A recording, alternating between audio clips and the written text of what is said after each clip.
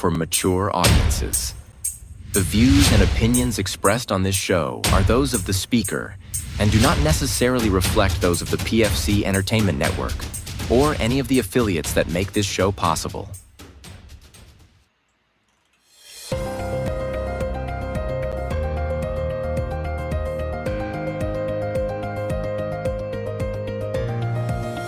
This is the Pure Fury Creations Entertainment Network. On tonight's show, report from the Rocket, a recap of Detroit's last PGA event, plus priority one for the Lions is locking down Jahmyr Gibbs, the most important part of this offseason, and Caitlin Patterson joins the show to talk about all the trade moves in MLB. All that more as the Sports Reel podcast begins right now.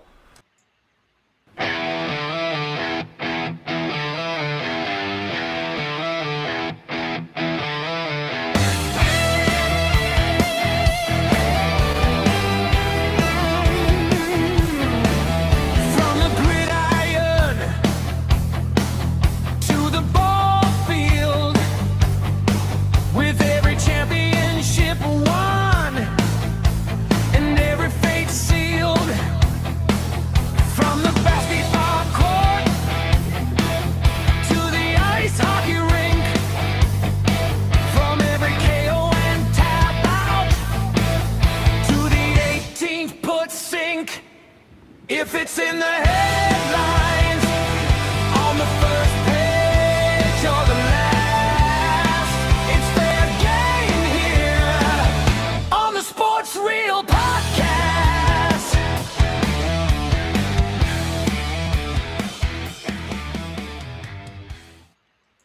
And we welcome you to the real reason why Tuesdays were invented. This is the Sports Reel podcast, live on the PFC Entertainment Network, along with Tim Sheridan and Eric Mendal. I'm Jason Clouse. We certainly appreciate you tuning in here this week, as we do each and every week. This is going to be a very special episode. I'm looking forward to it. We have a very special guest that we're going to be bringing on here in just a moment. Tim, good to see you. Eric, always a pleasure. How's things?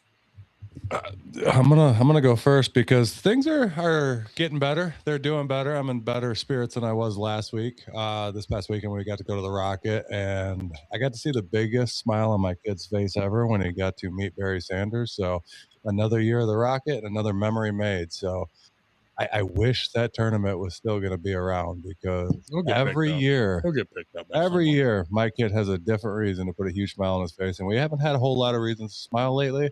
So for him to be able to see that in pictures, it's been amazing. So I'm doing pretty good right now, Jason. Eric? Can't complain. Work wasn't bad. Besides, the stupid intro about me putting sour cream on everything, it's fine. I'm not here every week, so I forget about it, and I'm just like, I can't joke around the show anymore because it gets put on the fucking intro. So fuck you, Tim. That's my favorite part. I look at it, I'm just like, I shouldn't have. Oh my God. Hey, listen, you can't give us anything like that. Either it becomes part of the intro or it gets thrown on a piece of merchandise. Make no mistake about it. I've realized this. If I could think of the dude from X-Men that's bald in the wheelchair, I'd call you him right now, but I can't think of it. Professor X? That's it. There it is. There it is. What the hell is wrong with you? What? He's in a chair and he's bald. Same thing. Kind of bringing our guest, Tim. Well, yeah. Tim, we have a very special guest. Would you like to do the honors? Yes, we do, actually. We got Caitlin Patterson from Wait But Baseball. She does a ton. I mean, you've been watching literally every Tigers game and posting coverage about it every game. And that's wild, for one. And two, some of those games aren't that exciting to watch. So I got to give you credit there. But Caitlin, how are you doing? I'm good. Yeah, some of those games were kind of rough to get through, not gonna lie. Especially in May too. May had to be horrible. May was bleak. May was really bleak. But July's been good though. Like, they've been scoring a lot of runs in July. I think I saw a stat where I think they scored the most runs in the month of July in the American League. Jeez.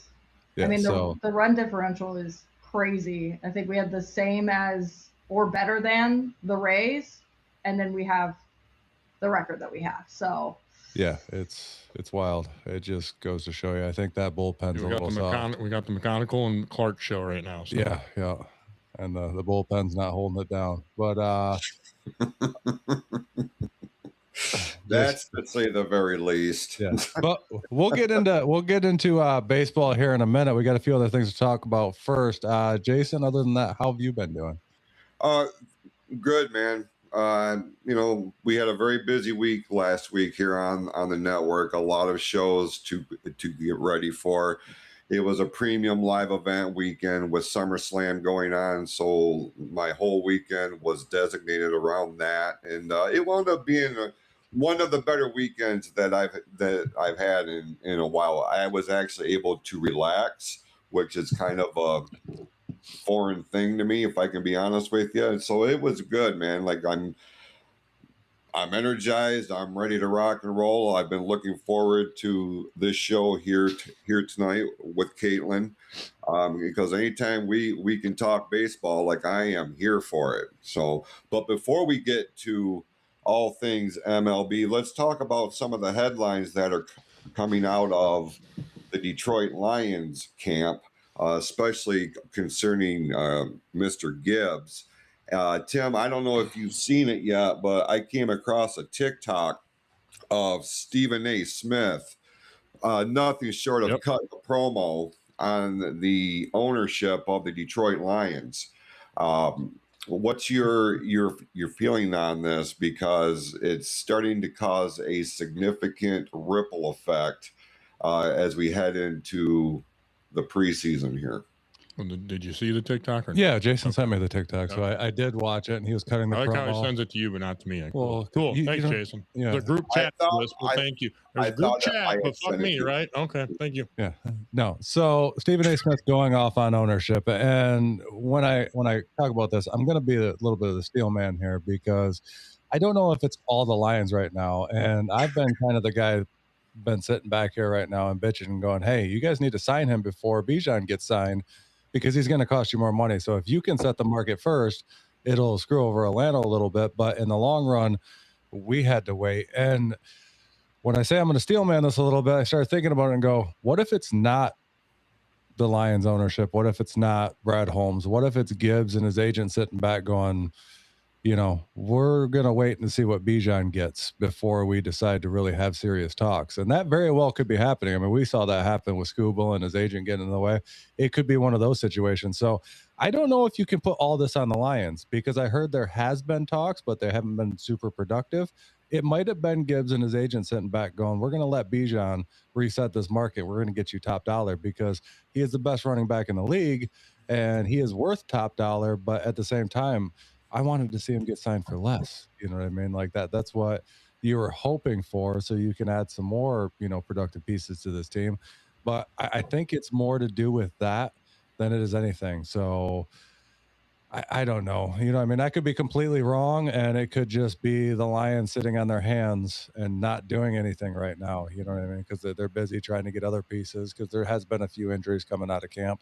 We don't know what's going on yet. Lee McNeil went out last week. I heard Rodriguez got cut short out of practice today for an injury. I haven't heard anything yet. So there may be pieces that need to be added, and they're waiting to see what they need to add before they can, make a significant offer to Gibbs. But everybody needs to stop freaking out, because at the end of the day, he is still contracted to play this season, and he's going to play.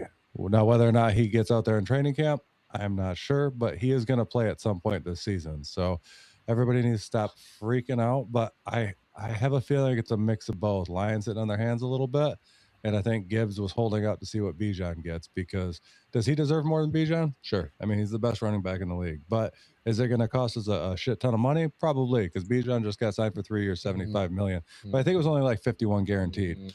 So, what? Eric's got something to say. I can see him fucking him and Bijan are like right there neck and neck. You can't say he's the best running back in the league. He is one of the most explosive backs in the league. Yes.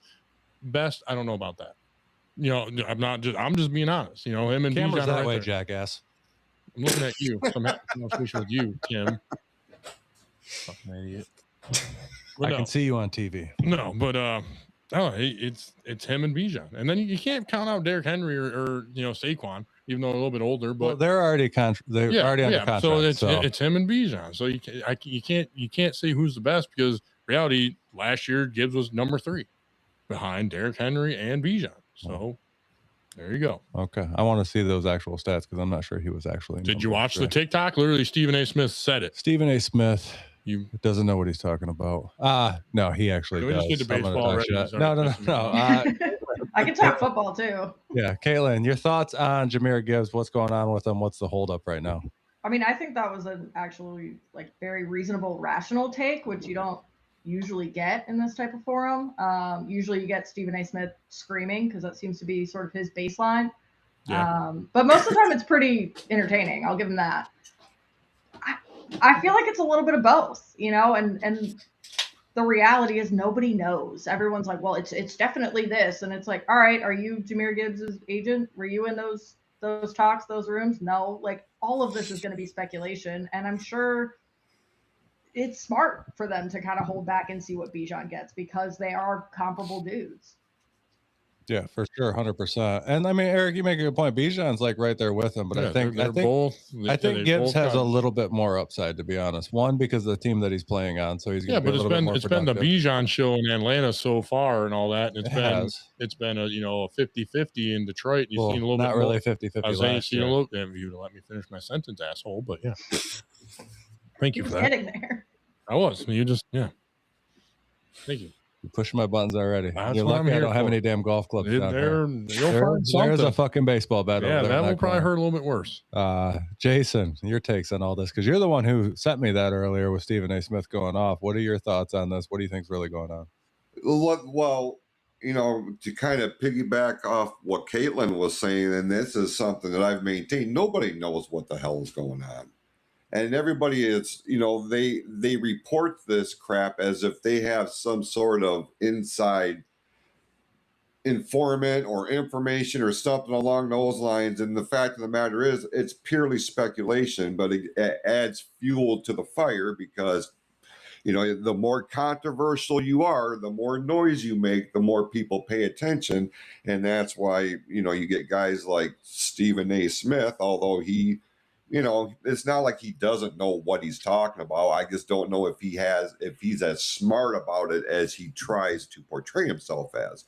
When it comes to basketball, he's amazing. He's a genius, but when I hear his coverage of baseball and football, and it's like, all right, man, now you're just, it's clickbait at this point.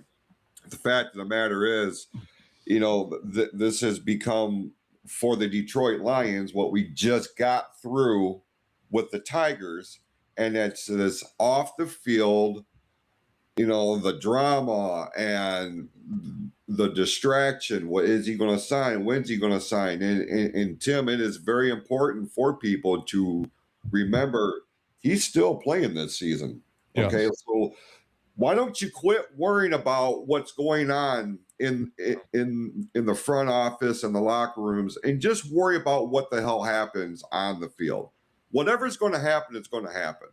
And we will know whenever the hell they decide it's time. At this point, I'm so over all of this shit. It happened with the Pistons and Jalen. It's happened with Dylan Larkin wanting to leave the Red Wings. The whole bullshit with Tarek Skubal. Why'd you bring that one up?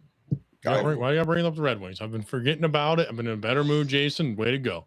Way to go, Jason. It's just here to ruin your day. Wound right back open. Yeah. State sucks, Jason, just so you know. Go what blue. You get now. Go blue. Yeah. Yes, that's even better. Yes. 100%. Yes. Sorry, my dad grew up in Ann Arbor. I ain't mad about it. Not mad about it at all. Hey, they start this month, so it's okay. So yeah, at the end of the day, everybody, like Jason, you need to he's going to play this year, and on top of that, it's not like he's avoiding the team. He's been down at training camp. He's at the practice facility. He's there. He's just not actively taking place in practice right now. He's just standing on the sidelines. And I saw something where he was interviewed and asked when he's going to come out, and he said, "I don't know." And they were like, is it about the contract situation? And he said, no.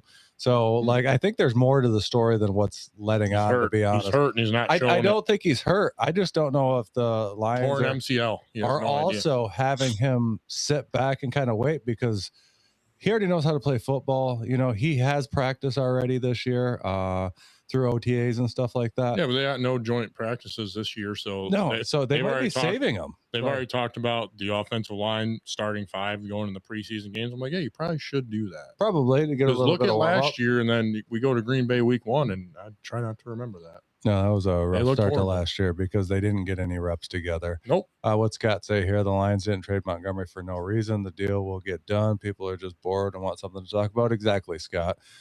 But and at the end of the day, even if he decides not to play, Scott, we have Isaiah Pacheco. Oh my God. And he's a hell of a back. And I know that because I'm a Chiefs fan. And he came from the Chiefs, Scott.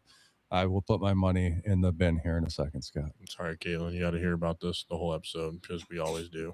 Does he have to put money in a jar every time he? I wish he did, because then I would be a millionaire. That was something else. Maybe you could implement that, and you're welcome for that idea. They've tried. I'm gonna get a jar. Yeah. I'm gonna. I mean, I have a Detroit Tigers little can there. I can throw a penny in there every time. A dollar. No, I can't give up that. So you start shutting up. I'm a cheap bastard. I'm not. I know you are. I'm gonna keep talking. At the end of the day, sitting in this spot, I can talk about whatever I want to. But yeah, everybody needs to stop worrying. It's gonna happen. What Scott say? He said, "Yes, I made the rule weeks ago. He hasn't paid yet." Yeah, Scott's the one who implemented this whole thing. So eventually, maybe we'll actually make a jar and I'll throw money in there. You should. But yeah, so yeah, other than that, I think the Lions through training camp right now, the one big thing I saw was Miles Frazier is kind of becoming a standout right now. So he's fighting for either, you know, a starting guard or tackle spot. You know, he might get that right tackle spot over, you know, the rookie that they just picked up there. So he's been showing a lot of good signs. So we got some depth that, you know, on that offensive line this year, it's sounding like. So that's pretty exciting because we haven't had that over the last few years. So we'll know more here pretty soon. Jason, you didn't get a graphic made for the Hall of Fame game, did you? No, sir, I did not, because when I went over there to try, that's when we were having audio issues. You became a robot. Oh, yeah, you became a robot. But anyways, the Hall of Fame game coming up, Thursday? Carolina and Arizona. Is that this Thursday, next Yeah, it's this Thursday. This Thursday? I believe it's this Thursday, right, Jason? I believe so, yes. Okay, yeah, Carolina, Arizona. So we got our first preseason August game 6th. coming up. Yep. Coming up here pretty soon. And then usually I think the main preseason schedule usually goes about a week after that. That. So we'll start seeing a lot more football. So it's getting exciting. I'm excited because that's my favorite time of the year as soon as football comes back. But I don't want to hear your voice right now. Just shut up. I can see you just trying to fucking say something right now. But I get excited with football. That is August 13th is when the preseason game starts. So it's a week after that. So yeah, that's what I just said. Fucking, you just don't listen. Just want to give the people dates. Yeah, that's a good point. I mean, but the math yeah, from 6 to 13, 7. It's hard. Yeah. It's a hard one. Eric doesn't know how to count. You want to get something thrown at your fucking head today? But anyways, yeah, that's an exciting time for me, but there's an exciting time going on right now, and that's the MLB season, and we're starting to get closer to the end of the season, even though there's still a lot of baseball left to play. And even though this past week, the Tigers made some moves, and it wasn't the moves I thought they were going to make, because with the American League so soft, I thought they might become buyers, but it turns out they are sellers. So, Jason, do you want to take this away? Yeah, this was the dominant headline coming out of this past week with Tarek Skubal going to the Los Angeles Dodgers, as it was expected. Then Casey Mize being traded to the San Diego Padres. And we all knew that Skubal was out of here. Like I had these conversations where like, nope, they're gonna retain him for the rest of the season, and they're gonna get a new deal done. And I'm like, there ain't no way at this point. There's just no way. Now, Caitlin, I don't know how you feel about the whole Skubal situation and how the whole thing was handled very publicly, and in my view, kind of unnecessarily in a lot of aspects, to the point to where this became a huge talking point and a distraction for this team. Me personally, now that we're on this end of the trade deadline, I, for one, feel like I can take a breath and not have to worry about this shit and worry about what we got in the here and now. What is your opinion on the whole thing with Scooble and his eventual leaving for LA? I mean, I agree. I think there was a lot of unnecessary fanfare and attention. Did you really need to do it like mid game against the A's? You know, I guess it makes sense. You're on the West Coast now, do the trade. But I actually started that game late and the trade had been announced. So I was looking at all the shots, like, is he in the dugout? You've got the clubhouse in the outfield. So it's like he was back and forth and it was like a whole mess. And it seems like they did that mid game. Did it need more attention? Like, I think everybody in baseball was already paying attention to Tarek Skubal and where he was going. So that seems a little over the top for me. And now you've got all these conflicting statements coming out, right? You've got Tarek saying he wanted to stay a couple weeks ago, sharing with friends that he really wants to stay in Detroit. Okay, then do it. And I get, like, they, you know, things got more complicated. They should have re-signed him a long time ago before he became a 2-time Cy Young winner, but they didn't. And then you have Scott Harris do his press conference, which I've seen some clips. I started watching it today, and then I had to run to Costco. So, but he came out and said, you know, Scott Boras made it clear he's not staying, and who knows when that was made clear to them. But you know, he says that after the 7-run game to Baltimore, when they dropped that 7-run lead, that was when he said, you know what, I'm pulling the trigger, we're sellers. And I get that, but I don't know, it's just a little conflicting with Tarek saying, no, I wanted to stay, and with Scott Boras saying, no, they made it clear he's going to leave. And I really just didn't want him to go to the Dodgers. I mean, selfishly, it would have been cool if he went to the Cubs because I live in Chicago. But people were saying Brewers, people were saying Rays, you know, all these teams that are doing great and need pitching. But it's the Dodgers. And I think a lot of it is the Dodgers have a few things. They have a lot of money. They have a willingness to spend that money. And they have a great farm system. And with all those things, now they have the reputation of being people that will go out and get the guy. And they'll go for it. And they're going to try to win the World Series every year. And they're going for the three-peat and they're doing the thing, right? So it's not only those things, but now the reputation of those things. That guys want to go there. And they want to win a World Series and they want to get paid and they want to be, you know, a Hall of Famer. And I don't think any other team wanted to step up, give up a lot for a 2-month rental, knowing that it's more than likely he's going to sign with the Dodgers afterwards. Right. So why give up a bunch? I get yes, we're winning the series. Obviously, from a fan perspective, you want that. I've never been alive for one. So that would be great. But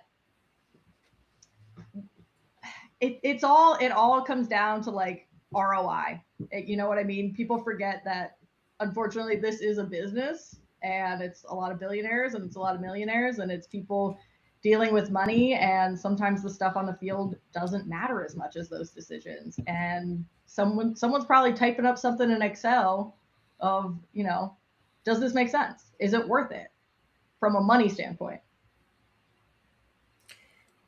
To me, in relation to Tarek Skubal specifically, like, I got crucified because I was very vocal about my wanting him to leave. How can you say that if you really love the Tigers, you wouldn't want to get rid of a 2-time Cy Young Award winner, blah, blah, blah.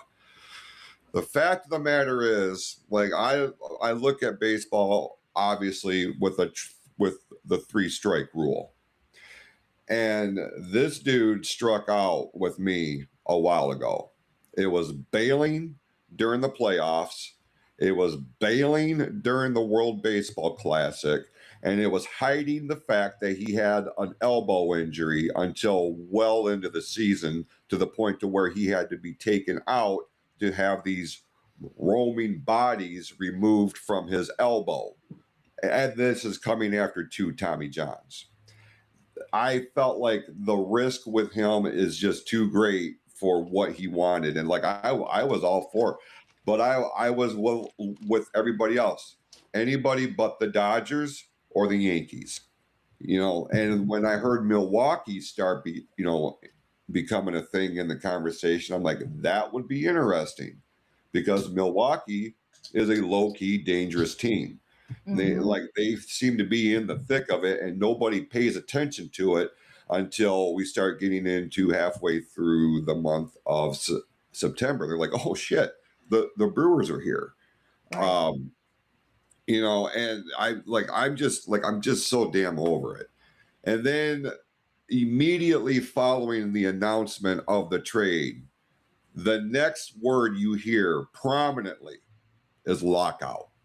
Yeah. Because we know as fans, people that are paying attention, this current agreement ends at the end of the year. And the big sticking point in this is going to be the salary cap.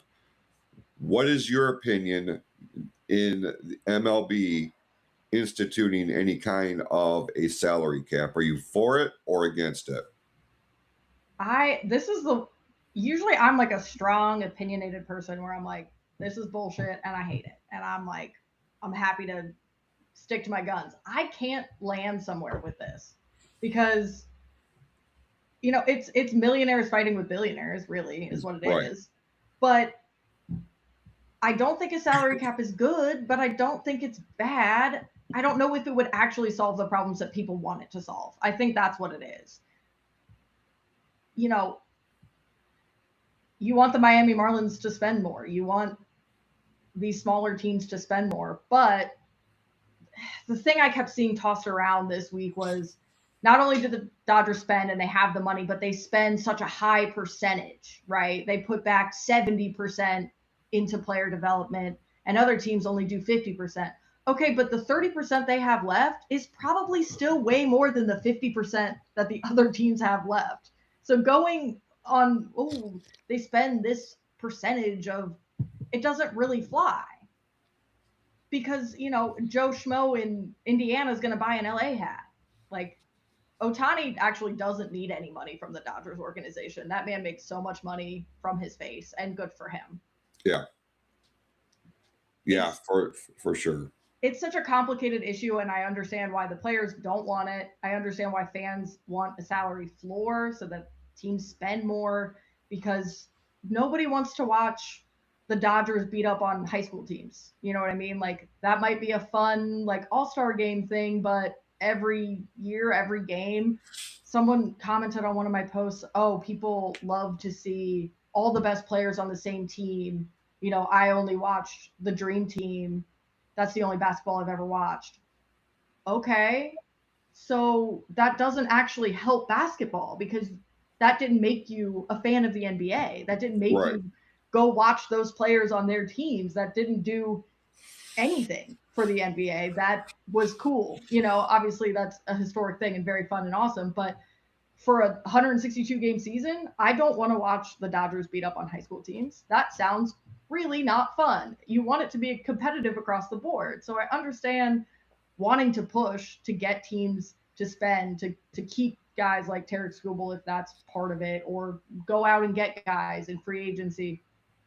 The unfortunate part of that is I don't think the salary cap is the answer to solve that problem. And people, we'll just do a floor. You can't have a floor without a cap. You can't have one without the other. You need both. That's a very good point. Like, you have to have both in order for the whole thing to work. And like, I've been kind of a proponent to saying that baseball needs a salary cap because the Dodgers have been quite wild with the way that they spend, but they also do it in a different way. They Scott was saying that right there, same thing. They also do it in a way where they do these damn deferred contracts. We see that with Ohtani. You know what I mean? It's a $700-something million contract over 10 years, but he's only getting like $2 million a year. Because he doesn't need them to pay him. No, yeah, because he gets so many endorsements and everything else, and whether it's here in Japan, you know what I mean? Because he's the biggest thing in Japan also, so he's got so much money, it's ridiculous. But that's also a team that's able to do that. I kind of look at it this way. One, I've heard the lockout, one of the things they wanted was a salary cap, but they also wanted to eliminate deferred payments. And the deferred payment things, I think, is bigger than even what a salary cap is, because you can't sit there and promise all this money out in the long run and entice these players here. I mean, obviously you can because they did it, but at the same time, that's not fair to some of these other teams who aren't going to have that money on the back end to pay that out. But at the same time, I think that's going to tank the Dodgers in the long run, because they do contracts like that. I mean, at the end of that 10 years, they're going to owe Ohtani, almost over $500 million in a contract that they have to pay out, which is wild. I mean, where are they getting this money from? Like, obviously they got to come up with it somewhere. What are you looking at? What do you can't tell people how to spend their money. If they want us to give them that much money, you give them that much money. Just side note and all that. I did see that Scott Harris did offer Skubal $75 million for 4 years. Yeah. So clearly there was an offer on the table and Skubal just didn't want it. I think that's the problem, though. I think what Skubal and Boris were probably demanding was a long contract, because he's 30 something. Jason, look it up. I think he's 31. Yeah, okay. he's up there. I forget all these guys are younger than I am now, and it freaks me out. Same here. And he's had 2 Tommy Johns and this floating bodies in the elbow, which, I feel like there's bad faith on both sides. And I think hiding that from, it's a smart decision for him, but that doesn't mean it's like cool. That kind of sucks. But at the end of the day, like I've said multiple times, these players only have so long of a career. So yeah, it does suck that he could have said it in January, got it removed, and been fine for the season, and we wouldn't have had as bad as a May as we did. But at the end of the day, he was, looking out for himself, just like going back to Jahmyr Gibbs. He's looking out for himself. That's one of the hardest positions in football. He's going to get beat up. He needs to make his money now. You're not going to last forever. Exactly. So and at the end of the day, it's like these guys aren't going to last forever. And, not everyone's JV going into their 40s. No. But if you wanted to be with the Tigers, you would have said something and you would have got a deal done sooner if you really want to stay. That's my thoughts. I think that's true as well. And, his little sound bite that came out of, anybody could have spent. Yeah. I'm not gonna feel bad. I don't know about that, because it's also, I think a lot of it at the end of the day, obviously the Tigers want something in return. I was looking into these guys a little bit today. It's interesting, but we don't know what the other teams offered. It's true. Like we have, supposedly, allegedly, the Phillies said this, and allegedly the Brewers did that. Okay. But you also don't know what those teams are thinking of. Skubal's probably going to end up at the Dodgers. Do I want to give up this much for 2 months? Especially the Brewers, because they put a lot into their farm system and all that. They don't want to give up their prospects. Exactly. That's why they're so irrelevant all the time, but they don't go out and spend the big money like LA does, or, the Yankees and all that. But the Yankees, didn't even, I don't know. They might have attempted to get him. I'd have no idea. I'm not sure. And when he made that comment, if anybody could have spent, that's not a realistic comment, because no, anyone could have. Anybody could have, but there's a lot of small market teams that don't have the money or the farm system to actually be able to make this thing happen. You know what I mean? And Caitlin, you brought up a point that I brought up a while ago. I think he was chasing that long-term contract, which I thought was not a good idea, and was the whole reason why I was against Tarik Skubal staying in Detroit, because to sign him, because what I heard, he was asking for a 10-year deal, and that's ridiculous for a starting pitcher. Now, if you're an Ohtani who can be a starting pitcher, plus you can hit 50 home runs a year, that's a different story. And that's why Ohtani's worth the money, because even if he can't pitch, he can still hit 50-plus home runs a year. Skubal can't do that. You know what I mean? He's a one-way player with 2 Tommy Johns, and he just had another surgery earlier this year.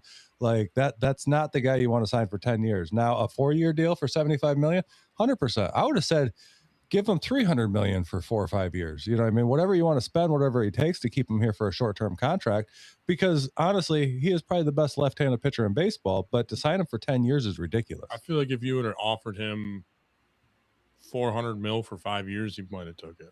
Maybe, but it's a lot of money. It's a lot of I feel money. like there's got to be a happy medium, though, because I understand. I think I can understand both perspectives. Obviously, an organization signing someone up for that much money over that many years is not smart as a business decision, right? Yep.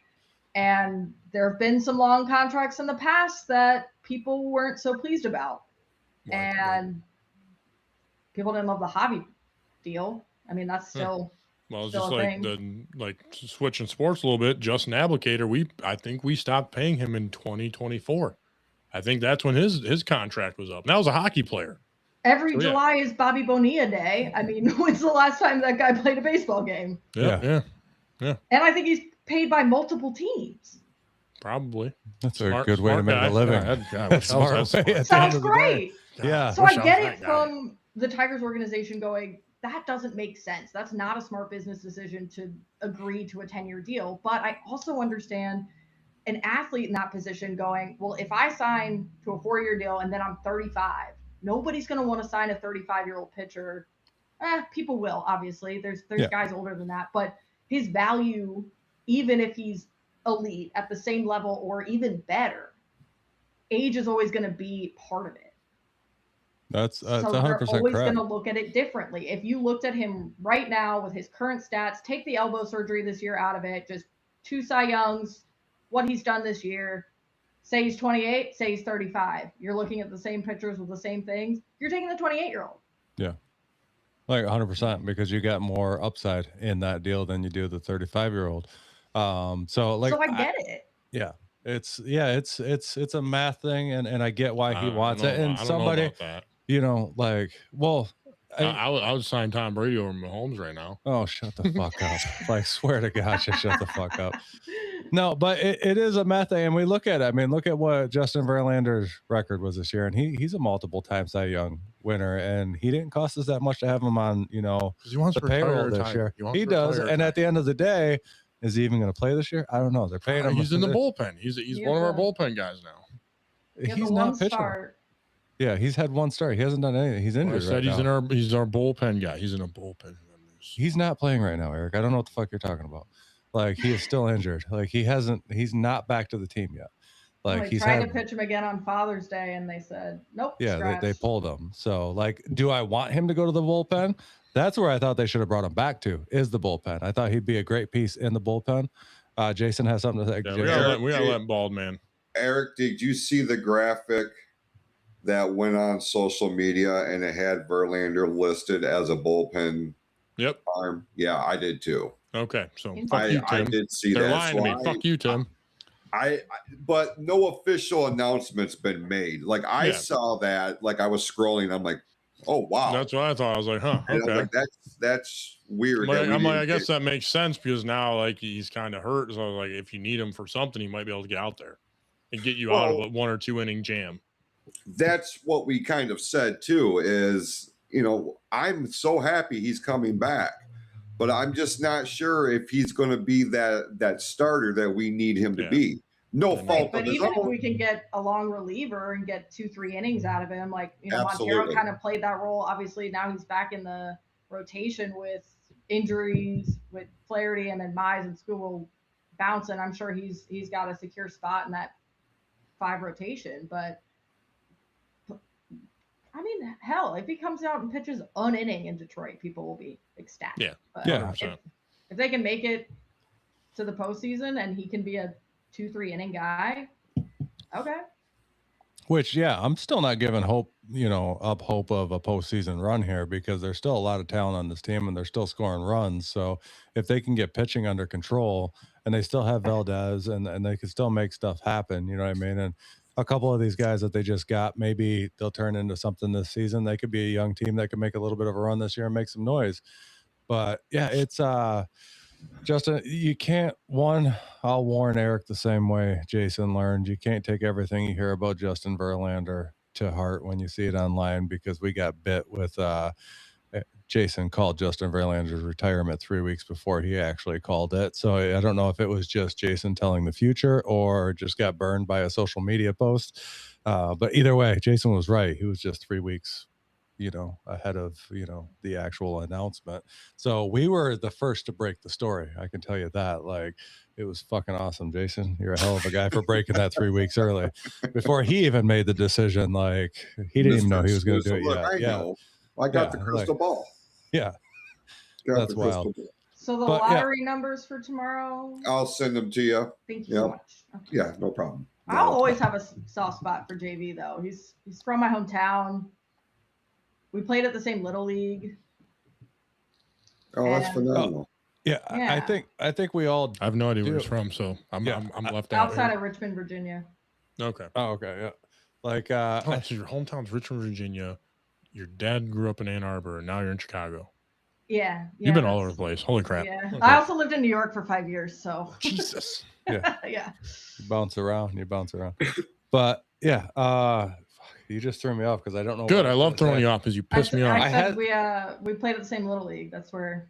Hey, Tim. Oh, okay. No, yeah, Tim. you were talking about how you had a soft spot for Verlander here, and I think we all do. You know what I mean? It's one of those things that, like, through the age of not so much growing up, because I was, well graduated from high school by the time that Verlander even came into the league. But, like, he was a major part of this team for a very long time, and we got to see him come in as a rookie. And, he is one of Detroit's greats. And when he left, understandably, we were all sad to see him go, but I was happy that he could go off and, win a championship somewhere, because same reason I was happy for Stafford to go off and win a championship somewhere, because sometimes it just doesn't happen to Detroit. But those teams that I watched, whether it was 06 or, the early 2010s up to, 12, like those teams were freaking awesome. And it's the same way we'll always have a soft spot for Cabrera, even though, we signed him to a 10-year deal, and the last, 3 to 4 years of that were kind of, they were rough. He didn't get to play a lot. Knees were trash. So. Yeah, he was hurt. But at the same time, like, that was a 10-year deal that I was okay with. One, it didn't cost a lot of money. You know what I mean? Like, he wasn't paid anything what these guys are getting paid now. But I understand with inflation, like, it's close to the same. But, like, Cabrera got to retire as a Tiger the same way I'm happy that Verlander came back and he's going to retire as a Tiger, because it's where he started his career. And I like to see these guys come back and finish out their careers where they start, because one, it means a lot to the fan base that, one day, because, Verlander is going to go to Cooperstown. Like, he's going to be a Hall of Famer 100%. And he finished out his career here. So I'm hoping that he's wearing a Tigers hat, on that statue at Cooperstown, because that's where he spent the majority of his career. He didn't win a championship here, but he had a lot of good runs here, and, like, there'll always be that soft spot for him. So for him to come back, that was exciting news. And I think Jason even called him coming back a year before he even came back. So Jason really does tell the future. Like Nostradamus over here? Yeah. Like, he was calling that before he ended up. Where did he go? He went to the Giants in between? The Giants, yeah. I'm like, he's coming back. He's coming back. You wait and then he signed with the Giants, and then you were like, but then next thing you know, next year he signs with the Tigers. So, like, you just call shit just a little early. That was a really early call. But yeah, I was excited. Eric has something on his mind over here. He's just fucking staring at me. Nothing. I'm just watching. Okay. Listening. Like, you're weirding me the fuck out, bro. I got nothing. I'm just listening. Stop. Yeah. But yeah, like, I just wanted to tell you, week 3, Mahomes gonna tear his other ACL. I got to remind you about that every week. Because then you're gonna get Scott rolling in the damn chat. It's gonna happen, dude. I'm sorry. No, it's not. Did you see that? Did you see that TikTok I sent you? See that TikTok. He threw it right into his freaking. That was fucking hilarious. So I'm like, that's the Mahomes you're getting this year. The just funny right thing into the center thing. Yeah, the funny thing is, I had just sent that at Amy before you sent it to me. Then there was another one where it's like it had Brucey on the long side. I just ate some popcorn, and they did that. And I'm like, that's Mahomes this year. This guy sidebar, but yeah, no. Glad Verlander's here. Hopefully we can see him pitch. Tarek Skubal, glad he's gone. Funny thing is, I was talking. You're not glad he's gone. You wanted him to be here because he's one of the better pitchers, but we got a good return for him. You don't know who the hell we got for him because you're stupid, but Jason does. So we'll let Jason get into that. So I did, I did some research on these guys, because obviously these are not marquee names. No. And that's why everyone's freaking out, because they're like, who'd we get? Who'd we get? I'm like, well, do a little bit of digging. Hope is one of the better prospects, like top 25 in MLB. Now he's the number 1 prospect for the Tigers, and he'll probably be called up, if not the end of this year, for sure next year. No, I anticipate before the end of the month. And then one of the other pitchers already had a Tommy John surgery, so that's already out of the way. So he's already looking good already. Yeah, River Ryan's more interesting than people kind of initially talked about. I mean, like the first things coming out, they're just like, oh, some 28-year-old pitcher that can't stay healthy, and yeah, he's blah. And it's like, if you look into it, it's actually pretty interesting because again, the Tommy John, and he's had some hamstring injuries this year in AAA, but I think he pitched like 4 or 5 games for the Dodgers in 2024, and I can't like things in a normal way, so I went online and I found the little compilation of all of his strikeouts from, I think it was a game against the Astros. He had like 6 strikeouts, 2 hits, and I mean the stuff's good. Like it looks good.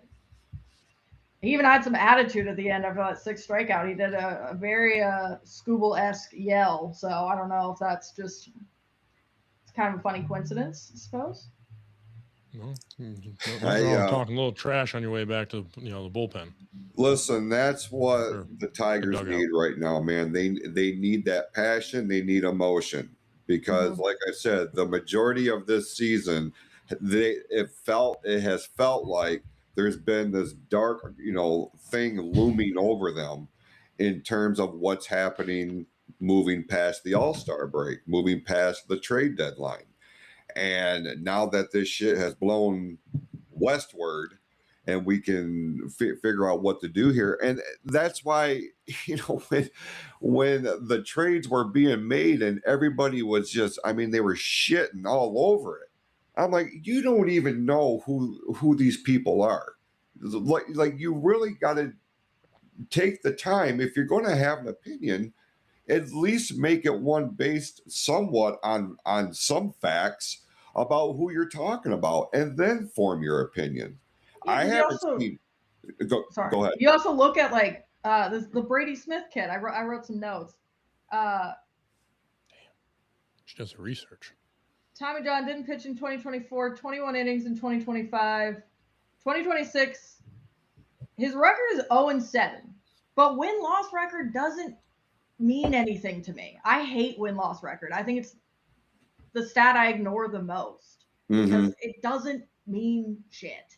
It can lie to you, right? It can make a terrible pitcher look great. It can make a great pitcher look dog shit. So I usually ignore it, but he's striking out 13.7 batters per 9. He's That's 21 a big years number. old. Yeah. Fuck yeah, it is. That's a big number. That's crazy. He's in low A, high A. That's crazy. And like, I think people put too much pressure on velocity and strikeouts, and because it's sexy, right? It's sexy to be like Jacob Mizorowski threw 7 pitches that touched 104. Yeah, that's really cool. But how long can he go into a game? Gone are the days where you go 7, 8 innings or a complete game as a starter, because these guys have to throw so many pitches to get these strikeouts, and they're throwing out their arms trying to touch 100, 102. Give me a ground ball pitcher. I mean, Valdez, when he's at his best, guess what? You can get out of an inning a lot quicker. You can extend and not have to rely on a bullpen that, obviously is very shaky this year for the Tigers, but I feel like every team has that. There's always bullpen issues. It's always difficult to get a very strong, consistent bullpen for any team. So the longer your starter can go, the better. 100%. Vinny and I talked about this last week on Ball Game. Said the exact same thing. We don't have those long running pitchers anymore, and it is for the exact reason you just laid out. And so it's so refreshing to hear some sort of backup on that, because they're like, wow, the game's different. It doesn't, not really. We still got to do the same thing. And especially when you're looking at a team like the Tigers right now, whose bullpen, we'll use the word shaky. Sure, that's about as polite of a way to say it. A bit of a euphemism. Especially, when you look at what happened last week, blowing a 7-0 lead, and everything just collapsed. Back on track to what we got in return with these trades, I'm not all that upset about it. I think we have a lot of potential here. And, some guys are going to get that call up sooner than others, sooner than they probably think. But, at this point, we're in a position to where we can start playing around with the chess pieces to figure out where people are going to fit that gives us the best opportunity to win, right? Along those lines, let's take a look real quick at what they did last week.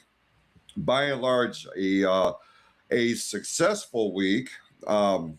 Aside from a loss to Baltimore that was 10-9 on Wednesday, but the night before, man, 14-0. The Tigers just beat the shit out of the Orioles. Friday, a 13-1 win over Oakland or the Athletics. 8-6 on Saturday, 11-0 on Sunday. So they just manhandled the Sacramento A's. And coming in, look how you throw the Sacramento A's. The city of fucking Sacramento loves you, bro. Dude, they love you, Jason. They really do love me. Listen, any chance I get an opportunity to share this, I will. Because I just, it is what I'm just showing my love and appreciation for the greatest baseball fans in the world, which clearly reside in Sacramento, California. That's clearly in those empty stadiums. Oh, hell's bells. And then this week here tonight, they're starting a set with the Seattle Mariners. And then Friday, Saturday, and Sunday, they will be playing the Giants. And then back home next week with the Guardians of Cleveland. The Indians. Yeah, listen, it's taking everything. You need to go back to that. You need to go back to that. Just like the Commanders, you need to go back to the Redskins. Just get over it. Go back. And then also real quick, let's take a look at where the teams line up here. This is the American League. The White Sox, the Rays, and the Astros leading their respective divisions. Detroit is at 4th right now. Boston still on the rise, right behind the New York Yankees. New York Yankees, man, they are shitting their pants on so many levels. They're inconsistent, shaky, and the whole thing with Aaron Judge and no timetable as his return has a lot of anxiousness happening. Over in the National League, the Brewers, the Braves, and of course the aforementioned Los Angeles is in the driver's seat of their respective divisions. Unfortunately, my Colorado Rockies still very much in the basement. But the Chicago Cubs are still very much in the hunt. Pittsburgh made some interesting moves in the trade deadline. So right now, especially in the West, we know the Dodgers are dominating shit right now, but keep your eye on the Arizona Diamondbacks. They're starting to, they are a low-key dangerous team. The Chicago Cubs, keep an eye on them.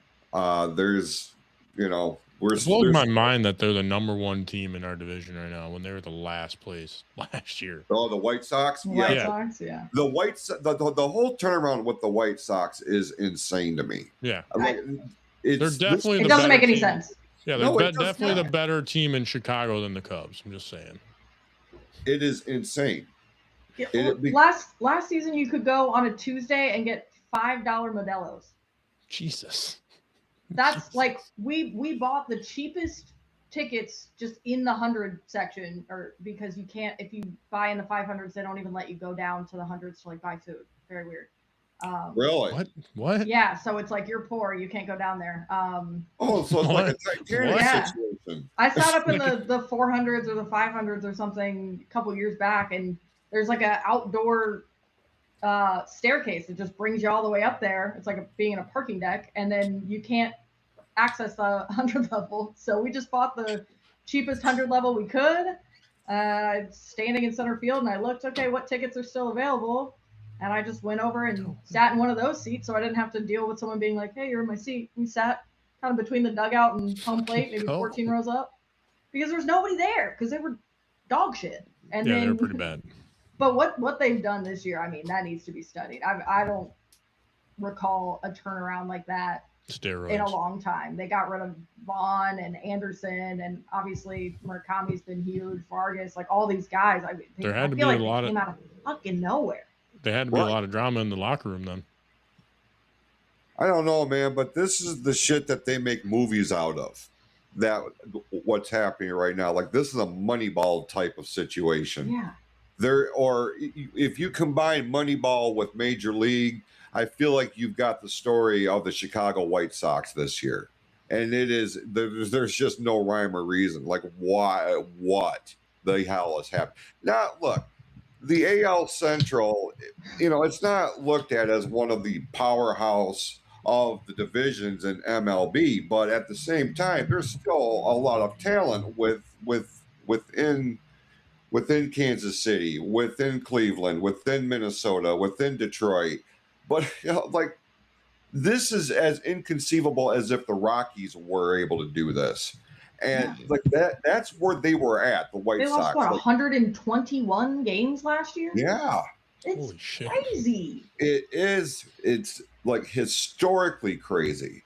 Like we haven't seen anything like on this level. There's no way. If they sustain this going into and they can win the Central, like outright, shit.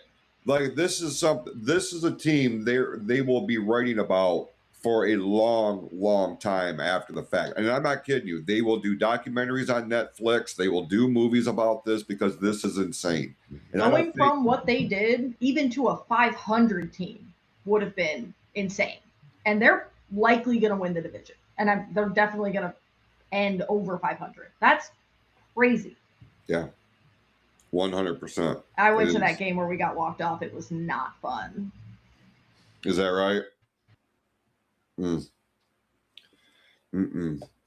So yeah, that's just, and now that the trade deadline is behind us and we can focus on the rest of the year. Up first here, the Seattle Mariners. And look, the Mariners are a very dangerous team. They're in a very hotly contested division in the AL West. When you look at Houston and let me pull this up, Houston and the Texas Rangers, who are surprisingly doing very, very well. Another one of those low-key teams that seem to find themselves in the thick of things, but the Mariners are right on their trail. I don't know, Tim. We saw a lot of the Mariners late last season, especially going into the ALCS with the eventual winner, Toronto Blue Jays. When I say the Seattle Mariners, does that conjure any kind of issue or concern? Not since I was a kid when Ken Griffey Jr. played there. Like that was the last time I found them to be relevant. But no, yeah, it's the Mariners. I mean, how with a league that's filled with teams like the Dodgers, like the New York Yankees, the Red Sox currently, the White Sox, the Colorado Rockies. Do we have to worry about the Mariners? Well, I mean, I look at this matchup, and especially this being played in Seattle. Like the Mariners play way different. Hang on.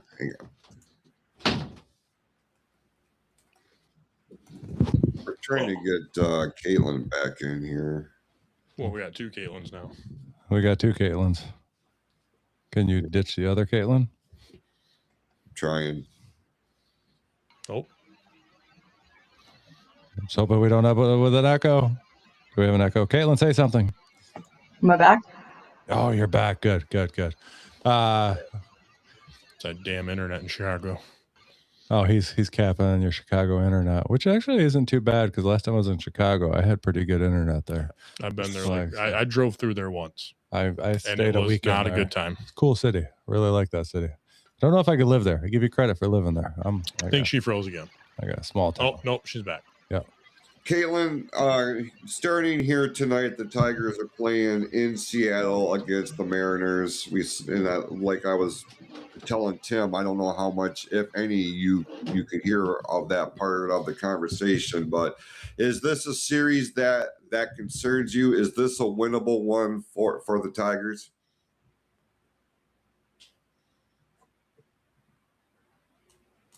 She's gone. Nope, she's back. Caitlin, can you hear me? No, I can't hear anything. Oh, that's weird. Can you hear me? Nope. No. Okay. So we're gonna pretend that Caitlin says that it's a very winnable series for the Tigers, and we're excited to watch it. And hopefully her internet gets her back on here pretty soon, because for once it's not my internet that's messing up; it's somebody else's. I can see Caitlin smiling, so she thinks she can hear us. Can you hear us now? But we can't hear her. Oh, there we go. She's muted. You're muted. Caitlin. I can't hear anything either. I don't know if you can hear me. Yeah, we can hear you. I don't know sign language. Otherwise, I'd hit you with it. I think it has.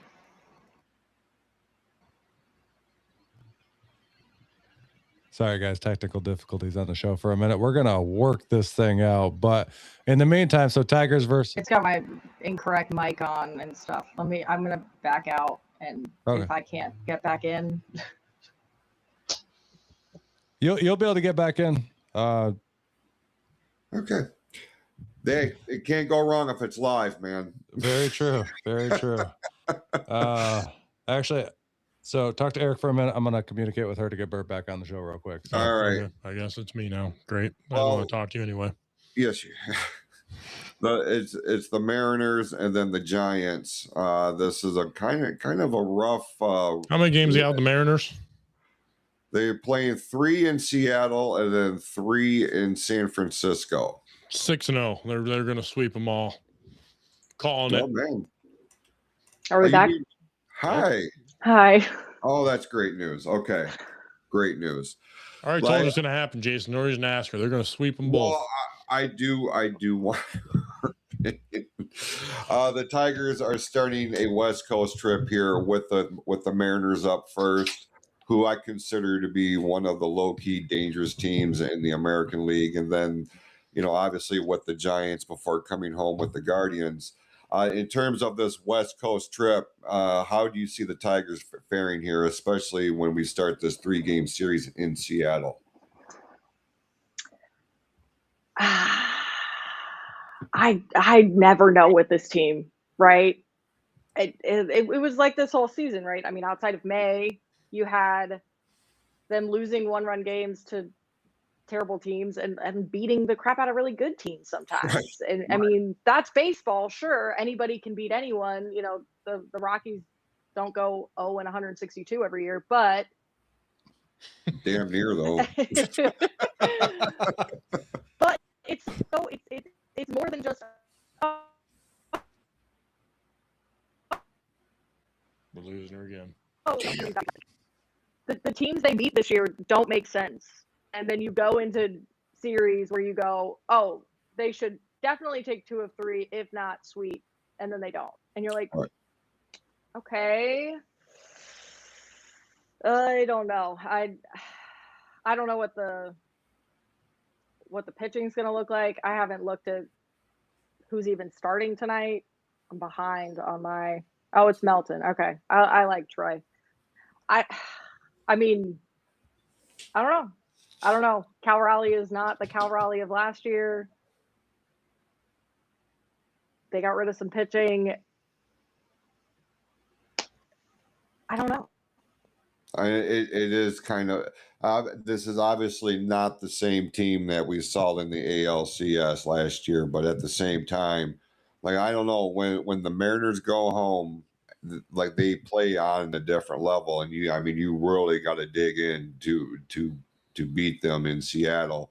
The Giants, to me, the San Francisco series is a more winnable one than Seattle. I worry about the Mariners. Eric made the bold prediction that the Tigers are going to go 6-0. Yeah, 100%. I could see the future like you. I called it. Okay. Well, Eric can't see the future. We will I can see you shutting the fuck up. Wow, now, bro. Yeah. How'd you like those apples, bitch? Settle down. Shit. How'd you like those apples? Fuck. My goodness. I feel like I'm getting beaten up on the show today, and I'm usually the one beating him up physically. Like, he's just hit me with words, but like, if he doesn't watch it, he might get physical assault going on here because there's a baseball bat in the corner. Right. Bastard. Try it. One more thing I do want to make mention here. The Field of Dreams game is coming up on August the 13th. Going to be broadcast live on Netflix. The Phillies are playing the Twins in this. Special events like this, Caitlin, do they appeal to you at all? Will you be tuning in to the Field of Dream game? You know, I haven't seen much about it. The only thing I saw about it was that someone was really upset at how much a Phillies jersey would cost, the special jersey they made for this game, and that it wasn't guaranteed to ship. It was like guaranteed to ship the day after. So yeah, it's possible. I hope Netflix does a better job than they did on opening day. You weren't impressed with that? Because that broadcast was rough. Netflix has that problem. We've seen that with the fight game that they've tried to get into, and we've seen it with NFL games that they're trying to get into. They haven't quite gotten down the live streaming yet.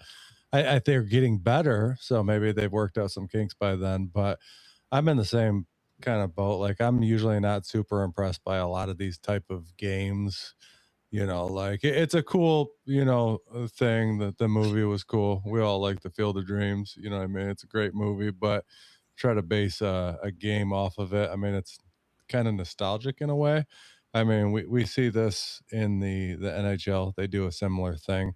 So like, it's just not something that really I go out of my way to watch, but maybe I will if it's on Netflix, because I have Netflix. So like, I miss a lot of baseball because I haven't bought into the whole Detroit Sports Network or whatever the hell it is for $20-something a month just to be able to watch the Tigers. That pisses me off. So I refuse to. Same reason why I'm not watching WWE right now, because I'm boycotting until they just bring it back to regular fucking TV, because I'm sick of paying extra money to watch but I do it for the NFL, so I can't really say shit. I was just going to say, man, you don't talk shit right now, because I do it for the NFL. I can pick one sport, and right now mine is the NFL. So I do get excited when I can watch some games on some of the streaming platforms I do have. And I think Netflix is going to be a huge part of the MLB moving forward, depending on, what games they get and whatnot. The problem is that all these teams are getting their own damn networks. We've bitched about this a million times on the show. So like, if you follow multiple teams like Jason does, because he don't want to admit it right now, but he is a Rockies fan. And in fact, I'm hardcore. I'm full blown. I don't give a shit. They are what they are. One thing about me is, like, I'm goddamn loyal, man. Like, so when they do go to the World Series in 3 years, I'm going to be front and fucking center with my Rockies flag. Rah, rah. Yeah, good luck with that one. Nobody can call you a bandwagon whenever that happens. No, exactly. no. Like, he's a I'm not going to hold my breath, but if it happens, I saw it in my won't be a bandwagon. Yeah, I mean, yeah. Jason has been doing pretty good at telling the future. Like, so maybe it'll happen. When's Carolina going to the Super Bowl, Jason? 6 years. 6 years. Okay. Like, now we got it. Because he's also a Carolina fan. They're going to beat the Kansas City Chiefs. Oh, fuck you. Why do you got to bring that up every fucking time, you asshole? You're going to start. Thing, yeah. You're going to start Scott all over I them. I don't know if I would get Netflix for it, but I have Netflix, so I'll probably watch it. But if I didn't have it, I probably wouldn't, go get it for it. But I think the Little League Classic is cooler than the Field of Dreams game. 100%. Sure. Yeah, I could get behind that. Why I'm tuning in? Number one, I would tune in regardless because of the nostalgia and the tie-in in the movie and all that. I get it. As a promoter, I understand and I appreciate the presentation, the pomp and the circumstance. Like, I really dial into that kind of shit. What I am most glad about is that this game will not feature either the Dodgers or the Yankees. So, like, even though I am not a fan of the Phillies and I don't necessarily give a shit about the Twins, I'm going to tune in because it's something different. And I might have to start becoming a New York Yankees fan just to piss you off, Jason. you would. You totally would. Just would LA be better? What one do you want? What one do you want? They're both bad. I think. Well, come on, New York has a lot of history. Caitlin, I have said that the New York Yankees are the evil empire of Major League Baseball. It is the one franchise. That LA it is. I'm an LA Dodgers fan now. I'll have a hat next week. He would hate New York more. That's the way you have to. That's true. I do need to be in New York. Yeah. I don't know. You want a Judge jersey? What do you want? What do you want me to so. get? I'll get an A-Rod jersey for you, Jason. I'll wear that too. My God. Fuck right off. Here's the thing. You guys are going to get us more heat. We already get enough heat because Jason and Vinny go off about the New York Yankees all the time online. So all my clips, you got all the Yankees. I'm going to support the Yankees. I'm trying to bring them back in, dude. I get behind him supporting the Yankees, so we get a little love from Yankees fans because whether it's the same page, whether it's New York fans, Sacramento fans, who are you diving into recently? No, who are you? You don't love Sacramento. Tampa. No. Yeah, Tampa Bay. Like, you just are getting these entire fan bases to hate us. So we need people to support. I'm going to start rocking a Baker Mayfield jersey. I could get behind that. Eric's going to start rocking a fucking. Yo, I mean, who can't like Baker? Who doesn't like Baker? Yeah, like Baker. He did try to run from the cops when he was in college. So that's all I love that. I fucking love that. Who hasn't? Yes, like I definitely have not. Like, I'm just like, probably shouldn't do that right now. I'm not that dumb. Oh, Scott just said Chiefs, now Yankees. I'm boycotting this show. Scott, you're not going to stop watching this show regardless because you just left hammered. Like, this will give you even more reason to watch it. You can talk more shit in the chats about how dumb Eric is for liking the Yankees and how Aaron Judge is going to tear his ACL after week 3 next year. It's going to be a scammy. No, it's Patrick Mahomes this year. Oh, you got it wrong. No, I'm just saying for next year. No, not for this year. I'm talking about next year because you're becoming a Yankees fan. I might. Patrick Mahomes doesn't play for the Yankees. He could have. He did play baseball. Yeah, he did get drafted by the Detroit Tigers. He did. But he did not decide to play that way, and he went to go on and be, he's I could have got behind that if he was about Tigers. I could have got behind that. Just shut up. We're gonna not the Kansas City Chiefs. You're the one bringing up the Chiefs so much today, and Scott's bringing up the Chiefs. Like, you just got Scott running off in the fucking chats about the Chiefs all fucking show long. That's why I apologized to you, Caitlin, before. This is what I do. This guy's driving me fucking nuts today. That's what I do. So I have a question. While we're still on MLB, since we have Caitlin, who obviously watches a lot of MLB, specifically the Tigers, and we have Jason, who is one half. No, apparently that's what. Just curious, how did you end up Chicago and you're a Tigers fan? Just curious about that, honestly. I was born and raised in Virginia. No pro sports. My dad grew up in Ann Arbor. Tigers fan. Just had to do it. I just stuck with it. You just moved to Chicago? Does it sound a good idea? After college, I moved to New York City with an art degree, so I became a bartender. Of course, because I had an art degree. I didn't say it. No, that was the joke I was making. And I've met a lot of people through the bartending world and, the spirit industry, and a lot of them lived in Chicago and made similar money and got a lot more apartment for a lot less money and just kept visiting. And I went, this place is pretty cool. And so I moved like eight years ago. So I've been here for 8 years. Wow, okay. It's definitely a cool city. Like, that's one of those cities that I enjoy going to because it's just a train ride for us. And it's like a 6-hour train ride, and you get dropped off right, at Union Station downtown, and you can just walk around. Like, I dig hanging out in Chicago. Like, it is definitely a cool city. And it's a lot different than what I expected, because you always hear on the news and shit like that, it's like all crazy and shit like that. It's not really like that. Go hang out in Chicago. It's a fun fucking city. It's awesome. There's a lot to see. There's a lot to do. I plead the fifth. Well, I could be at Wrigley or Rate Field, whatever the hell they call it now. Comiskey. Yeah. Everyone still just calls it Comiskey here. I can be at either of those fields in half an hour with Jesus. public transit half an hour. If I want to go a little faster, I could Uber. Ubering to Sox doesn't really make sense. It usually takes longer. I just jump on a bus, jump on a train, be at either stadium in half an See, hour. I hate people, so I would not want to live there at all. It's not as crazy. I'm thinking Wyoming. That's where I'd want to go. No, it's not as crazy as what you think it is. Like it's pretty wild, but you're right. Uber in Chicago is kind of scary, to be honest, because I'm from a small town. Those fuckers drive like wild, man. Like we had one, like I realized very quickly why it looked like every car in Chicago was smashed up, because these bastards drive crazy and everybody drives so close to each other. But it was definitely a wild time. Actually, my wife was just in Chicago last weekend at Wrigley Field because she went to the Savannah Bananas game. So she flew out there just to go to that game, and she had an absolute blast. She loved Wrigley, thought it was one of the nicest stadiums she's ever been in. And we have Comerica, but she said Comerica doesn't have anything on Wrigley. She said it was a way nicer stadium. And she had an absolute blast out there. But yeah, like Chicago, it's a cool city. Like I'd like to go back. We went there just a couple of years ago, and I would go back 100%. I give you credit because I couldn't live there. A little bit too busy for me, just like he's saying. Like I'm a small town guy, but as a place to, and the same reason I like to go hang out in Detroit. Like I'll be in Detroit this weekend for the. Actually, Jason will be too. We're going down to the Chris Stapleton concert this weekend down at Ford Field. Hanging down there. Detroit's cool as shit now. I'll tell you right now, the Rocket was too many people for me.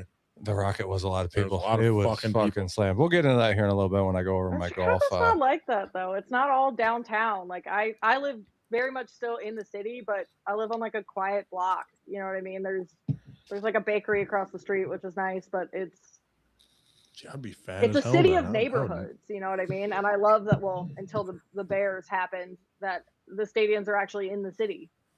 Yeah. Yeah, the Bears are gone. They're going to Indiana. Yeah, which is crazy. That's wild. But, like absolutely. How do you feel about that?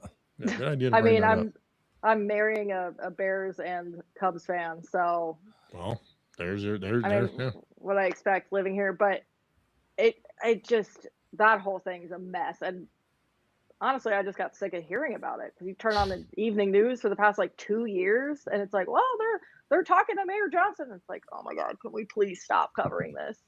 I'm just glad I got to go to a game at Soldier Field before. That's true. Yeah, Soldier Field's a cool field. Like I walked. I've never been in it, but I walked in front of it because when we were down there, we went down to the Shed Aquarium, and then we had to walk around there to get to an Uber, which never showed up. So we ended up having to walk back to our hotel. And it's like a fucking 3-mile walk through Chicago to get back, and it's like, holy shit! Like Ubering in there is wild because they don't pick you up at the aquarium. They're like, pick us up here. The dude never showed up. So we're like, fuck it. I can see on a map on how to get back to our hotel. So we're just going to walk this thing. So I think my kid was like probably like 12 at the time. So we got this little 12-year-old trailing behind. 3 years ago. Yeah. Like, and it might've been more than 3. I don't know. I'm getting old. So every year just flies by so fast, and fucking, I don't know what year we went, but we went not too long ago. I remember that. Like it was a cool time to go. God. It was whenever Chris Stapleton was opening up for George Strait, because when we were walking by fucking Soldier Field, like there was a bunch of people walking in there and they're like, what concert is going on? You know what I mean? Because obviously something's going on. And they were like, it's George Strait and Chris Stapleton. My wife was like, if I knew Chris Stapleton was going to be here, I would have got tickets for it. We went to it, and I was like, the kid wouldn't have liked it, but we would have dragged him on anyways. But luckily we get to go this weekend because it's one of her dream concerts to go see him. So I bought her tickets for her birthday to go see Stapleton in Detroit. But yeah, that was when we went. I don't know how long ago it was. All these years fucking just mend into each other now. Yeah, it's you get old, you don't know when shit happened. But yeah, Chicago, cool ass city. It's sad to see the Bears leaving. Soldier Field is, an iconic spot. You know what I mean? It's one of the oldest stadiums. Sounds cool. Indiana Bears. Cool. They're not changing their name, though, from what I understand. I think they're just kind of moving across the border and still keeping the name, which is kind of fucking weird because they're going to be playing in Indiana, but still be called the Chicago the Detroit Bears. Pistons. They played in Pontiac. Yeah, but it's just like the Giants and the Jets play in Jersey. That's very true. That is true. I mean, how many teams actually play in their cities? Like that's what's cool about. Hey, our teams Chicago, do. That's all Detroit, that matters. They're right our teams do. They're right next to each other, and I think that's right. And Pistons is super close too, and Red Wings. Yeah. But like, I don't know, man. Like I'm just glad I got to go see a game. We had really awesome seats, and nice. We got really lucky. Who'd they play? Oh, Jesus Christ. It was that cold fucking game. Why can't I think of who they played?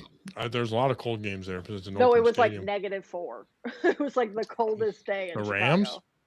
It would have been late. No, it wasn't playoffs. Who the hell did they play? Why can't I think of it? I think Minnesota. they beat up on someone. That's what They I did remember. a lot of that last year. How do you not remember? I'm upset with you. Who'd they play on December for the Browns? That makes Browns. sense. Browns. Okay, so yeah, they probably definitely beat up on them. Yeah, they did. Not a but it was very awesome. good thing. And We're like, we cap on the Browns, even though Vinny, who is co-host of the ball game here on the Sports Reel, he is a Browns fan. Bless his heart. He's Okay, we got also a Mets sidetracked. fan. Shut up. Where were we going? Where did we get sidetracked from? We're like literally bullshitting remember. about Chicago and shit idea. right now. Other than that, like, but anyways, I was gonna ask you guys a question since we have Caitlin, who's obviously an MLB fan, specifically a Detroit fan. We got Jason, who is our MLB guy. Why do you got to call him a bitch? Why do you got to be mean? Jason is a very intelligent man. He resembles Professor X, as you brought out at the beginning of the season. So he's a genius. But he is our MLB guy. One half of the ball game here on the Sports Reel and the PFC Entertainment Network, along with Vinny. I want to know, what do you guys think the World Series is going to be this year? Because I saw Scott's, prediction in the chat. So, Caitlin, what's going to be the World Series this year?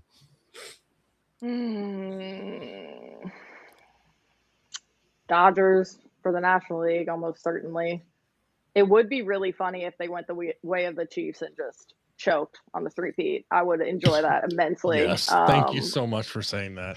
You're my new favorite person. I know it's like more evolved to not revel in other people's failures. I'm not evolved. I think that'd be funny as hell. So probably the Dodgers on the National League side. I don't know with the American League. I mean, there's so many teams that are so great and then they just fall apart. But it depends on so much. That's such a lame answer, but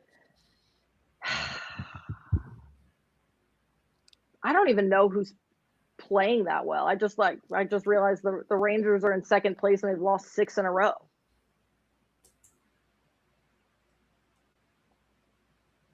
So yeah, Jason helped you out. Texas has been a weird team this year.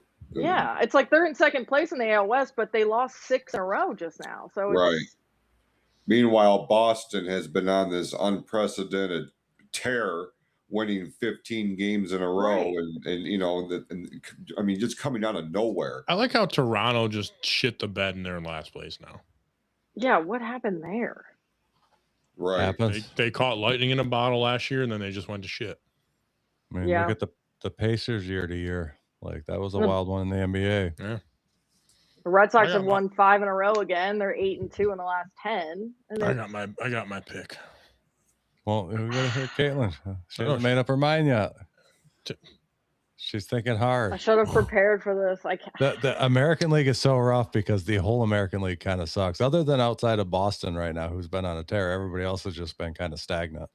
But with a 162 game season, you have that, right? You have tears, and bad or good, whether it's the Tigers in May or the start for the Phillies or the Red Sox, dog shit. Yep. It always comes down to injuries and who's hot at the right time. You can play a team when they're on their downswing and beat the shit out of them, or you catch them when everyone comes off the IL. Oh God, You put her on. You put her on the spot, dude. She wasn't ready. Predictions like Nostradamus over here. Do you want us to go make our picks and you can come back? Come back to me. Jason, go ahead. Yeah, Jason, go ahead. I want to hear yours. So I'm gonna make Eric wait. Okay, good. So I'm good at waiting. Dodgers, Astros. Horrible. All right. Stupid. All right. What's yours? I agree, because I hate the Astros, but I don't know. I have a feeling it's going to be them. All right, so I'm going to actually agree with Scott for once, and even though that doesn't happen very often since, he just beats me up in the chats constantly, obviously we got to put Dodgers for the National League, but I think the Red Sox are getting hot at the right time, and I think it's going to carry them through the season to the postseason. I think we're going to see the Red Sox in the World Series. Eric? Besides Caitlin, you both are stupid. It's going to be Atlanta and Boston. That's the dumbest thing I've heard all day. The Dodgers are old. The Dodgers are fucking old and brittle. What are you talking about? Listen, do you even pay attention to anything? Or are you just in your own little world, Tim? Go ahead, Jason. Sorry. You can make an argument for the Atlanta Braves. Yeah, I know I can. Yeah, he's just Los Angeles is old and they're brittle. They're not what they used to be. They're not going to do the three-peat. I think Atlanta can come up. Atlanta should have made a good push for Struble and all that. I think they're going to make it. And I can see Boston because they're getting hot at the right time. Tim's stupid. Well, I'm so stupid. I won the NFL picks last year on that. So Eric is not very good at picking these things. You want so me to actually try next year? I can actually try next year. I can automatically tell you Atlanta's not going to make it because Eric picked that. So go ahead, Kaylin. After you heard our picks in this, I mean, honestly, scrolling through, my initial thought was Dodgers Astros, and I'm going to hate it because I hate that. Horrible. But horrible. I don't know. I think it'd be really fun that if it's not us, if it's the White Sox out of the Central, that would be. I thought about that, but I'm like the hell. Red Sox are getting hot. I'm like, I gotta take them. You didn't pick the Red Sox, though. Yes, Boston, you fucking moron. He said Red Sox Braves. Yeah, there's two teams that play in this series. You need a National League and an American League. What did you just pick for? Oh, no, yeah, sorry. My brain's not fucking working. Jesus Christ. You can tell you're a Chiefs fan. Yeah, Braves. Sorry. Yeah, Right. Braves. No, I got you. No, sorry. My brain's not working. We realize. I'm in a different planet right now. I told you you're in your own little world. Yes. Got a lot going on. I'm in my own little world. Little excuses here. Yeah, no. So, yeah, decent. It's going to be Dodgers, though. I have to say that. I'm going to go with the chaotic pick and say Dodgers White Sox. Okay. I can get behind the Dodgers are old and brittle. They're not what they. You say they're old and brittle. They are. Look at the age. Look at that. Jason can probably get behind me on this. They're old and brittle. They're not what they used to be. Shut up, Tim. I'm talking to Jason. They do have a very veteran roster. Exactly. Yes. That sometimes is a benefit, though, when you're getting hurt. Those postseason games. Listen, Fred. You got Freddie Freeman, you got Will Smith, you've got Mookie Betts. I'm like, you've got so much talent. When did Will Smith not be an actor and he started becoming a baseball player? No, he does both. He's everything. Still talking about his wife. The best part is there's like 3 guys in the MLB named Will Smith. It's not just the one. There's like 3 of them. I believe that. Yeah, the Dodgers are going to be the team to beat in the National League, but I can totally see it's gonna be the Braves. Totally see Atlanta being the one to really challenge that. I'll bet $1 on it. The LA does not make the World Series, Tim. I know you're not a bet man. I'll bet $1 right now on you. I don't bet money. I'll bet a 20. I'll bet a 20 to your 1. Make the jar. Yeah. You're jarring every time you bring up fucking Pachenko. That's one of the Chiefs. Hey, he was on the Chiefs. If you lose, you got to implement the jar. That's not technically a money bet. I bet weird stuff like Jason. That's a fucking we have to put. I tried. I thought that was you good. did. I appreciate you. you. I bet other things like Jason having to totally pull a Hulk Hogan. Get into your fucking golf shit because you don't want to bet because you're gonna lose. That, but I don't bet money. In your golf. I have to paint a portrait of someone because of a bet I lost, which reminds me I need to do that. I see. That's the types of bets that I take. Yeah. You know what I mean? It was on how many wins the Lions would get last season. I think it was like over under 12. We're both Lions fans, and I took the over and he took the under.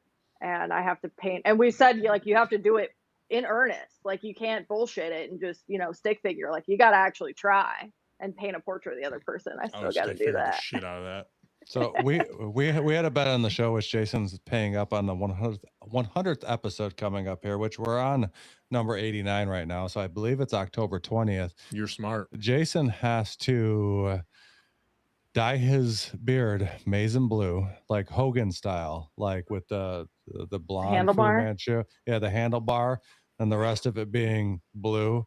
and then he has to wear the whole bandana, and then we're going to have him on the show. He's going to be ripping his shirt off, and he's going to be saying, "What you going to do, brother, when the maize and blue run wild on you?" And don't say fucking yellow. I'll smack the shit out of you if you do. Because his Spartans lost against Michigan in basketball. So those are the type of bets that I like. I can't remember. I think I had to, like, if I lost that, I had to wear a Dallas. Yep. Yeah, I had to wear a Dallas Cowboys jersey for like a month on the show. So I think I got the short end of the stick there, because who the fuck wants to wear a Dallas Cowboys jersey? Like, at least Jason gets to look cool and fucking, get to rip his shirt off and say, "What you gonna do, brother, with the maize and blue run wild on you?" I don't need to listen to this bullshit no more. No, it's cool. All right, I didn't realize it's 16. Let's Jason, hit my music. Before we get to your golf report, Caitlin, thank you so much for being on here. It was a breath.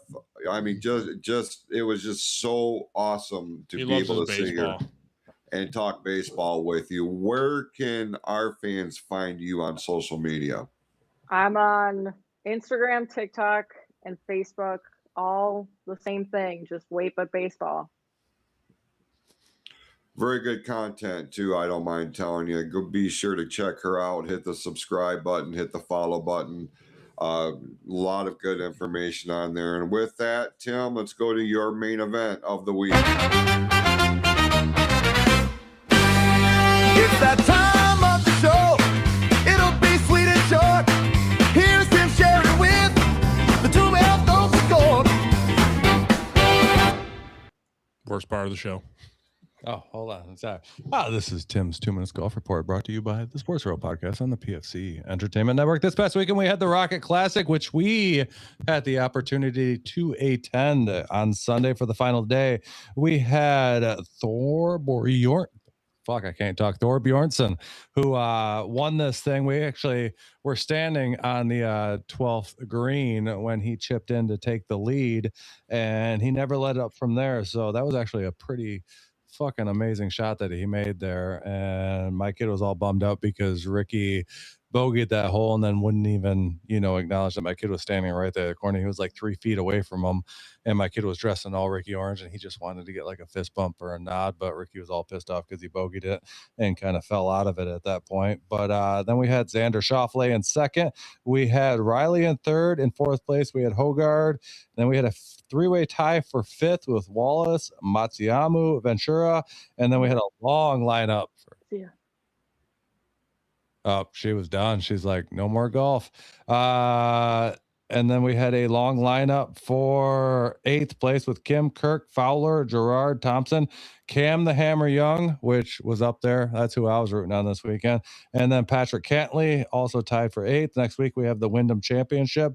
Let me tell you, Eric, what was your experience at the Rocket Classic for your first PGA Tour event?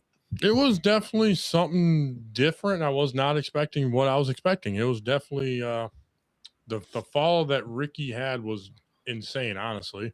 So yeah, it was definitely something good to experience before it was over. But yeah, it was nothing I would have expected, honestly. It was good. It was a good time. Yeah, it was a good time. It's definitely besides the $17 beers. Yeah, $17 beers kind of get to you real quick, bro.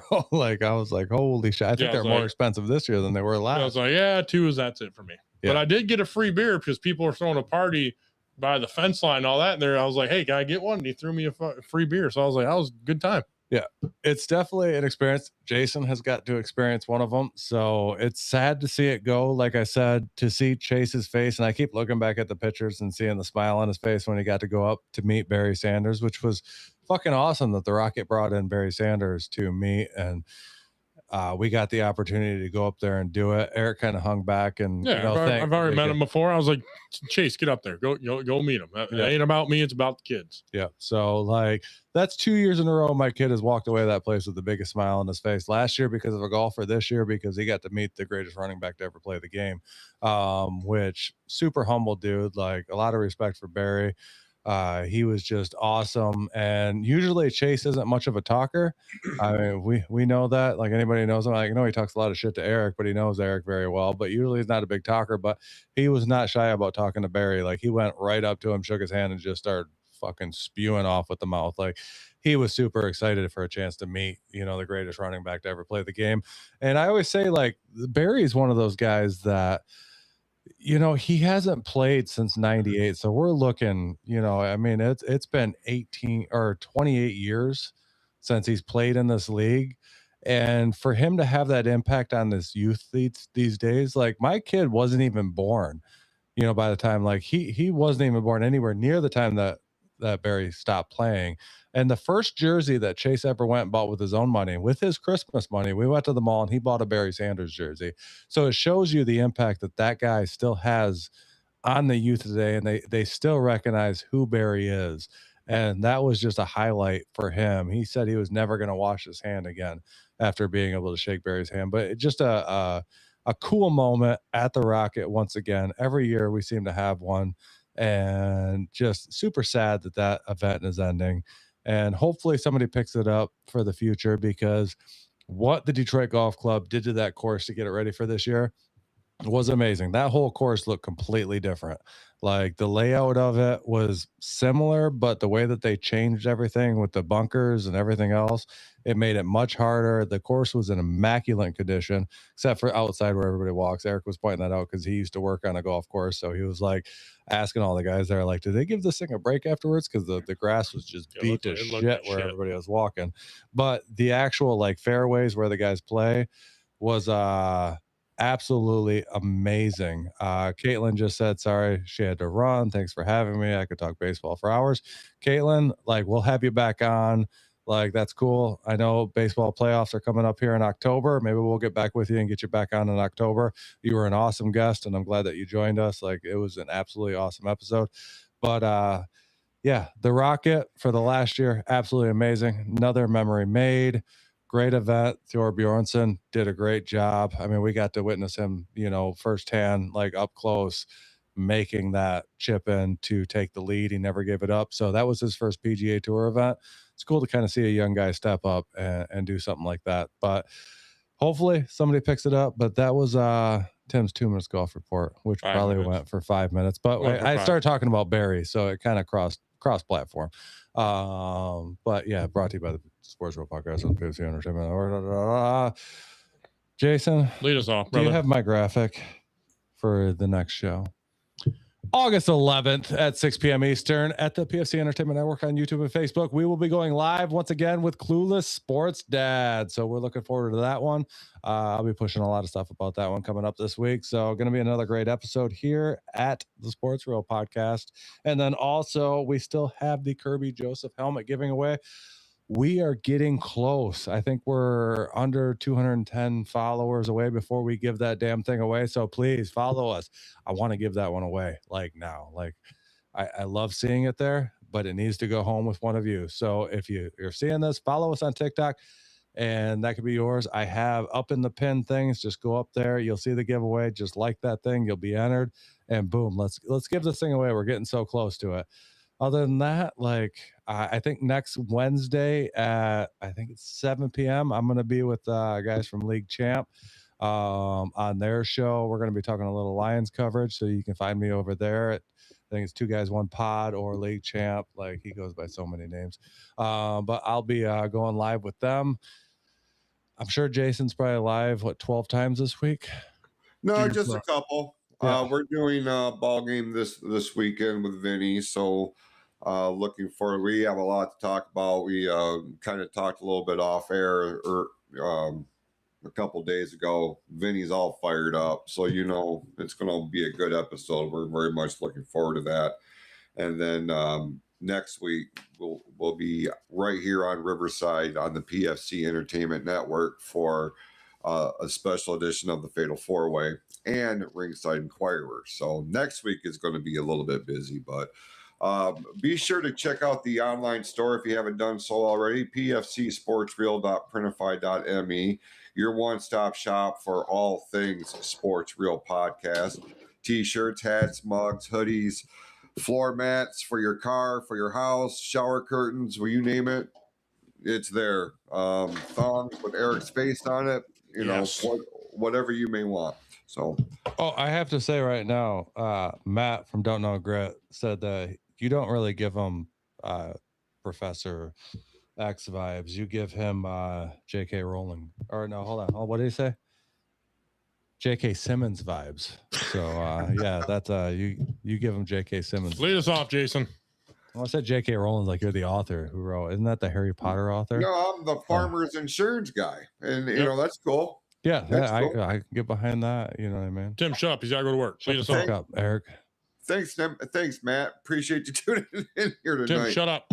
We appreciate everybody tuning in with us live and those who are watching or listening to us on demand on the RSS feed. Go out this week. Be awesome to yourselves and to each other. We'll see you next week right here on the Sports Reel podcast live on the PFC Entertainment Network. Let's go Tigers. Go Yankees. Fuck you, Eric.